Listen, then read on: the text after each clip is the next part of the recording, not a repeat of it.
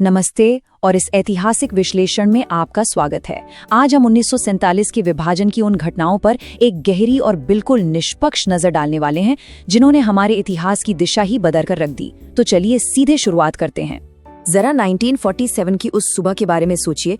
लाखों लोग जब सोकर उठे तो उन्हें पता ही नहीं था कि वो अब किस देश में हैं। बिना किसी चेतावनी के रातों रात वो अपने ही घर में शरणार्थी बन गए थे। सोचकर ही रोंगटे खड़े हो जाते हैं ना। लेकिन ये कोई रातों रात हुआ हादसा नहीं था। इस भयानक तबाही की पटकथा तो असल में दशकों से लिखी जा रही थी। भाग 1, नफरत के बीज और विभाजन की नींव। देखिए, अंग्रेज बहुत चालाक थे। उन्हें बहुत पहले ही समझ आ गया था कि भारत पर लंबे समय तक राज करना है तो यहाँ की सबसे बड़ी ताकत यानी हिंदू मुस्लिम एकता को तोड़ना ही होगा। इसीलिए उन्होंने अपनी मशहूर बांटो और राज करो की नीति अपनाई। 1905 में उन्होंने बंगाल को कुछ इस तरह बांटा कि एक हिस्सा हिंदू बहुल हो जाए और दूसरा मुस्लिम बहुल। फिर ठीक एक साल बाद 1906 में मुस्लिम लीग बन गई, जिसे अंग्रेजों ने कांग्रेस के खिलाफ एक ढाल की तरह इस्तेमाल किया। और तो और 1909 में अलग निर्वाचन क्षेत्र यानी सेपरेट इलेक्टोरेट्स देकर उन्होंने समाज में एक ऐसी दरार डाल दी जिसे भरना नामुमकिन सा हो गया। अब यहाँ एक बहुत ही दिलचस्प बात सामने आती है। मोहम्मद अली जिन्ना, ये नाम सुनकर शायद आप सोचें कि वो हमेशा से ही एक अलग देश मांग रहे थे, लेकिन ऐसा बिल्कुल नहीं था। अपने करियर की शुरुआत में जिन्ना एक कट्टर धर्मनिरपेक्ष नेता और कांग्रेस के बहुत एक्टिव मेंबर थे। वो मुस्लिम लीग की सांप्रदायिक राजनीति के सख्त खिलाफ थे। आपको जानकर हैरानी होगी कि सरोजिनी नायडू ने तो उन्हें हिंदू मुस्लिम एकता का राजदूत तक कह दिया था। भाग 2, वैचारिक टकराव। अब आते हैं जिन्ना और गांधी जी पर। इन दोनों बड़े नेताओं के काम करने का तरीका बिल्कुल अलग था, एकदम विपरीत। एक तरफ जिन्ना थे जिन्हें बंद कमरों की राजनीति, कानूनी बहस और संवैधानिक चर्चाएं पसंद थीं, और दूसरी तरफ थे महात्मा गांधी जिन्होंने राजनीति को सीधे सड़कों पर ला दिया और बड़े बड़े जन आंदोलन खड़े कर दिए। जिन्ना को इस बात का गहरा डर था कि गांधी जी जिस तरह धार्मिक भीड़ को सड़कों पर उतार रहे हैं उससे आजादी नहीं बल्कि पूरी तरह अराजकता फैल जाएगी। और बस इसी भारी वैचारिक मतभेद के चलते 1920 में जिन्ना ने कांग्रेस छोड़ दी। भाग 3, सत्ता और अलगाव। 1937 के प्रांतीय चुनाव इतिहास का एक बहुत बड़ा टर्निंग पॉइंट साबित हुए। इन चुनावों में कांग्रेस ने जबरदस्त जीत हासिल की, लेकिन उन्होंने मुस्लिम लीग के साथ सत्ता बांटने से साफ मना कर दिया। कांग्रेस के इस एक फैसले ने जिन्ना के अंदर ये डर बिठा दिया कि आजाद भारत का मतलब सिर्फ और सिर्फ हिंदू राज होगा। फिर जो हुआ वो किसी ने नहीं सोचा था। जो जिन्ना हमेशा सूट बूट में रहते थे और धार्मिक कपड़ों से बचते थे, वो अचानक शेरवानी पहनकर कायदे आजम के रूप में सामने आए। इसी असुरक्षा की भावना ने उन्हें 1940 तक एक अलग देश की मांग करने पर मजबूर कर दिया। यहीं से जन्म हुआ 2 नेशन थ्योरी यानी द्विराष्ट्र सिद्धांत का। वक्त आगे बढ़ा और 1946 में आखिरी बार विभाजन टालने की कोशिश हुई। अंग्रेजों ने एक ग्रुप सिस्टम का प्रस्ताव रखा जिसमें पूरे भारत को 3 प्रशासनिक हिस्सों में बांटा जाना था। शुरुआत में जिन्ना और नेहरू दोनों ही इसके लिए मान गए थे, लेकिन फिर क्या हुआ?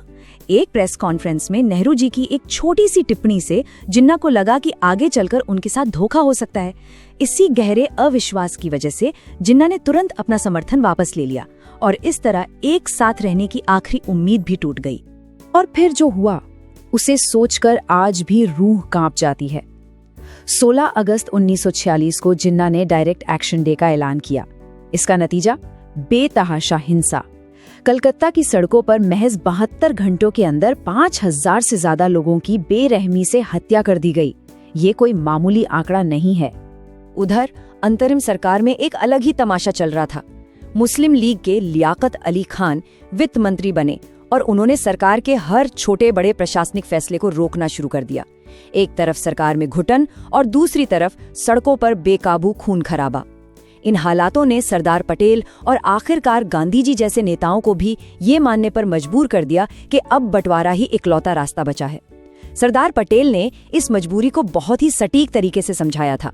उन्होंने कहा, अगर शरीर के एक अंग में सड़न हो जाए तो पूरे शरीर को बचाने के लिए उस अंग को काटना ही पड़ता है। भाग 4, जल्दबाजी में हुआ बंटवारा। अब जो बात मैं आपको बताने जा रहा हूँ उस पर शायद आपको यकीन न हो। दुनिया के सबसे जटिल भूगोल पर एक नई सीमा रेखा खींचने का काम किसे सौंपा गया? सिरिल रेडक्लिफ को, जो एक ब्रिटिश वकील थे और अपनी जिंदगी में उससे पहले कभी भारत आए ही नहीं थे। और सबसे हैरान करने वाली बात, उन्हें इस काम के लिए कितना वक्त दिया गया? सिर्फ 5 हफ्ते। जी हाँ, केवल 5 हफ्ते। और ये बंटवारा सिर्फ नक्शे पर एक लकीर खींचने तक सीमित नहीं था।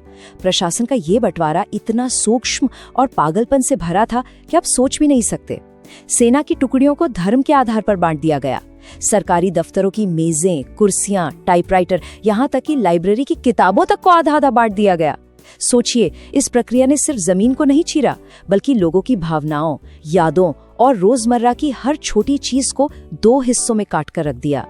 जाहिर है, पैसों को लेकर भी भारी विवाद होना ही था। जिन्ना ने भारतीय खजाने से पाकिस्तान के लिए 75 करोड़ रुपए की मांग की, जो कुल खजाने का करीब 17.5% था।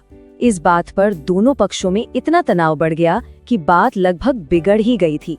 आखिरकार जब गांधी जी ने आमरण अनशन की धमकी दी, तब जाकर बाकी के पैसे पाकिस्तान को दिए गए।